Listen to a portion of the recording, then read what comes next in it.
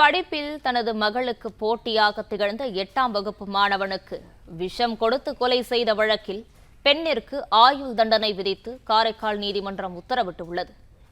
இதுகுறித்தான கூடுதல் விவரங்களை வழங்குகிறார் செய்தியாளர் ராஜ்மோகன். ராஜ்மோகன், வணக்கம். முழு விவரங்களையும் பதிவு செய்யலாம்.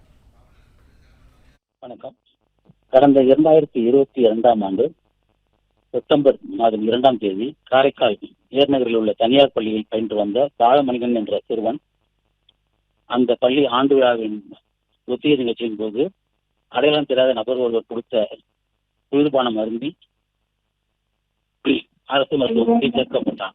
அது குறித்து பெற்றோர் அளித்த புகாரின் பேரில் வழக்கு பதிவு செய்து விசாரணை மேற்கொண்ட போலீசார் அந்த பள்ளியில் பயிலும் மாணவி தாயார் சகாயராணி விக்டோரியா தான் அந்த குளிர்பானத்தை கொடுத்ததாக சிசிடிவி காட்சிகள் மூலம் தெரிய வந்தது.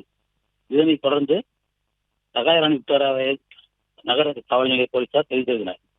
சிகிச்சை பலனின்றி மருத்துவமனையில் இருந்த பாலமணிகண்டன் பிளே ஸ்டோர் மற்றும் ஆப் ஸ்டோரில் இருந்து பாலிமர் செயலியை QR கோடு மூலம் பதிவிறக்கம் செய்யுங்கள்.